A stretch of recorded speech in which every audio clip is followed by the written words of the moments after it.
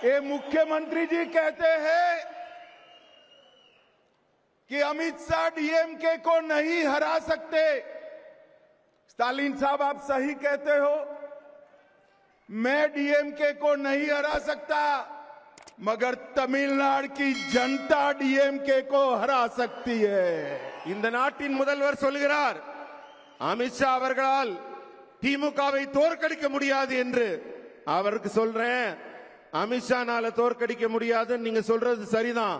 ஆனா இந்த நாட்டின் மக்கள், தமிழக மக்கள் உங்களை தோற்கடிக்க இருக்கிறார்கள், காத்துக் கொண்டிருக்கிறார்கள். और मित्रों, मेरी बात याद रखना, मैं देश भर के चुनाव में हिस्सा लिया है। मैं पब्लिक की नब्ज जानता हूं, जनता की नब्ज जानता हूं। तमिलनाडु की जनता इस बार डीएमके की सरकार को उखाड़कर फेंक देगी। என்னுடைய நீண்ட கால அரசியல் அனுபவத்தில் சொல்றேன், மக்களின் நாடி துடிப்பை உணர்ந்தவனாக சொல்கிறேன். வரப்போற தேர்தல்ல தமிழக மக்கள் திமுகவை தூக்கி எறிய காத்துக் கொண்டிருக்கிறார்கள். भाई और बहनों, मैं तमिलनाडु की जनता का इसलिए भी आभार करना चाहता हूं कि ऑपरेशन सिंदूर के बाद हमारी वीर सेना और हमारे नेता नरेंद्र मोदी जी के समर्थन में जो तिरंगा यात्रा है तमिलनाडु में निकली है, वो देश के किसी भी हिस्से से कम नहीं है.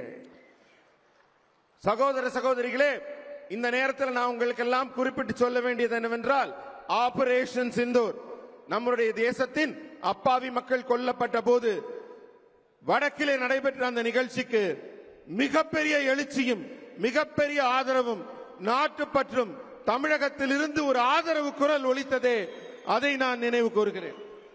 और मित्रों, पहलगांव में आतंकवादियों ने हमारे निर्दोष नागरिकों की हत्या की,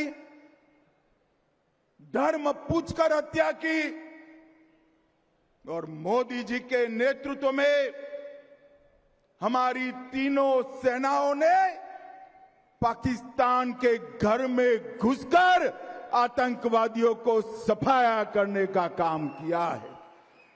பகல்காம்ல நம்ம அப்பாவி பொதுமக்களை மதத்தின் பெயரால் நீங்க யாருன்னு அடையாளப்படுத்தி கொடூரமாக கொலை செய்த தீவிரவாதிகளை முப்படைகளையும் திரட்டி நமது பாரத பிரதமர் மோடி அவர்கள் அவங்க ஊருக்குள்ளேயே புகுந்து அடித்தார் பாருங்க. அதுதான் அவர்களுக்கு நாம் புகட்டிய பாடம். भाई और बहनों, नरेंद्र मोदी जी प्रधानमंत्री बने उसके पहले कई आतंकवादी हमले हुए, इससे भी बड़े हमले हुए, मगर कोई जवाब नहीं दिया जाता. 14 में मोदी जी प्रधानमंत्री बनने के बाद उरी, पुलवामा और अब पहलगाम हुआ. हमने सर्जिकल स्ट्राइक, एयर स्ट्राइक और सिंदूर ऑपरेशन कर कर आतंकवादियों को करारा जवाब देने का काम किया है. இதற்கு முன்னர் கூட அந்த தீவிரவாதிகள் எல்லாம் தங்கள் கைவரிசையை காட்டி இருக்கிறார்கள். ஆனால் அப்போது எல்லாம் இத்தகைய வீர தீரமான செயல்பாட்டை எல்லாம் முந்தைய அரசுகள் வெளிப்படுத்தவில்லை. ஆனா பூரி ஆகட்டும், புல்வாமா ஆகட்டும், தற்போது நடந்திருக்கும் ஆபரேஷன் செந்தூர் ஆகட்டும், நமது முப்படைகளும் ஒன்று திரண்டு இந்தியாவின் வீரத்தையும் தீரத்தையும் திறமையையும் நிரூபித்திருக்கிறது. पाकिस्तान के अंदर 100 किलोमीटर अंदर जाकर आतंकवादियों के हेडक्वार्टर को जमीन दोस्त करने का काम हमारी वीर सेना ने किया है.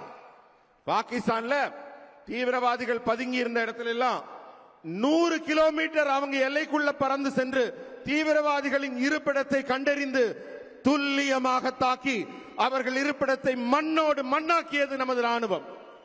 और मित्रों, मोदी जी के समय में ही रक्षा उत्पादन में देश आत्मनिर्भर बनने जा रहा है. மோடி அவர்களின் ஆட்சியிலே எல்லா முன்னேற்றங்களும் எப்படி இருக்கிறதோ அதுபோல ராணுவத்திலும் கூட ஆத்ம நிர்பர் என்று சொல்லக்கூடிய தன்னிறைவான ஒரு நிலை ஏற்பட்டிருக்கிறது. அதனால் தான் மிகச் சிறப்பாக செயல்பட்டு இருக்கிறோம். और जब रक्षा क्षेत्र में आत्मनिर्भरता की बात करते हैं तो पूरे देश का युवा कावेरी इंजन का नाम बड़े गर्व के साथ लेता है. ஆபரேஷன் சிந்தூரின் வெற்றியை பற்றி எல்லாம் நாம் எல்லாம் பேசிக் கொண்டிருக்கும் இந்த வேளையிலே இந்தியாவின் வான்வெளி சாதனையை பற்றி சொல்ல வேண்டும். இந்த நாட்டின் இளைஞர்கள் எல்லாம் காவிரி என்ஜின் என்ற சொல்லை இப்போது உச்சரிக்க தொடங்கி இருக்கிறார்கள். और हमारे देश में बने मिसाइल्सों ने जब पाकिस्तान की एयर डिफेंस सिस्टम और उनके वायुसेना के अड्डे को तहस नहस किया, पूरी दुनिया आश्चर्यचकित होकर उसके देख रही. பாகிஸ்தான் தன்னுடைய ட்ரோன்களையும் ஏவுகணைகளையும் நம் மீது வீச தொடங்கிய போது இந்தியாவின் வான்வெளி வல்லமை உலக நாடுகளுக்கெல்லாம் நிரூபிக்கப்பட்டது. அத்தனையையும் அடித்து தூள் தூளாக ஆக்கியது நம் இந்திய ராணுவம். भाई और बहनों, मोदी जी ने स्पष्ट कहा है कि ऑपरेशन सिंदूर समाप्त नहीं हुआ है.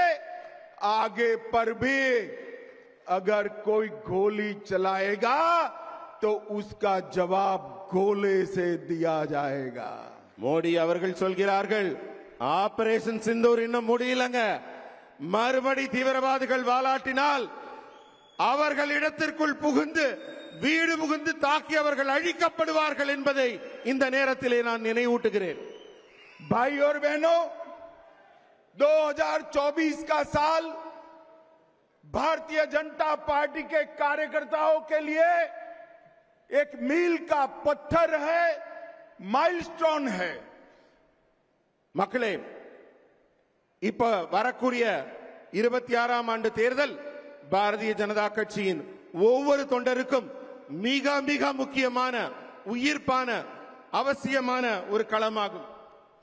2024 में ही मोदी जी तीसरी बार इस देश के प्रधानमंत्री बने हैं, लगातार तीसरी बार.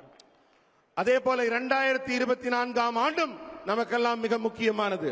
அப்போதுதான் நமது பாரத பிரதமர் மோடி அவர்கள் 3வது முறையாக இந்த நாட்டின் பிரதமராக பதவியேற்றுக் கொண்டார்.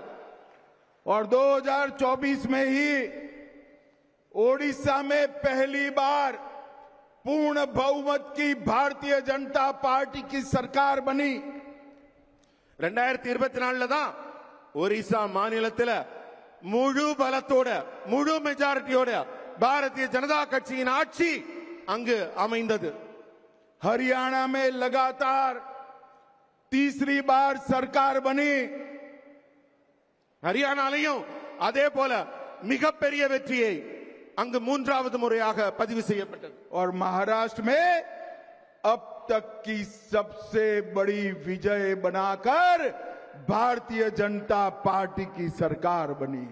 அதே போல மகாராஷ்டிராவிலும் இதுவரை இல்லாத அளவிற்கு மிகப்பெரிய வெற்றியை பாரதிய ஜனதா கட்சி பதிவு செய்திருக்கிறது. और 2025 में 27 साल के बाद दिल्ली में केजरीवाल जी को हटाकर भारतीय जनता पार्टी की सरकार बनी. அதே போல 2025ஆம் ஆண்டு மிகப்பெரிய சாதனை செய்யப்பட்டது. டெல்லியில அரவிந்த் கெஜ்ரிவால் அவர்களின் ஆட்சி 27 ஆண்டுகளுக்கு பிறகு டெல்லியில் பாரதிய ஜனதா கட்சி ஆட்சி அமைத்திருக்கிறது. और 2025 में दिल्ली में सरकार बनी, 26 में तमिलनाडु की बारी है. 25ல டெல்லியில எப்படி ஆட்சி அமைச்சோமோ அதே போல நண்பர்களை 2026இல் தமிழகத்தில் பாரதிய ஜனதா கட்சியின் ஆட்சி கண்டிப்பாக மலரப் போகிறது. और मेरी बात कान खोलकर गांठ बांध लेना, कान खोलकर सुन लेना और याद कर कर घर में जाना. 2026 में तमिलनाडु और बंगाल में भारतीय जनता पार्टी और एनडीए की सरकार बनने जा रही है।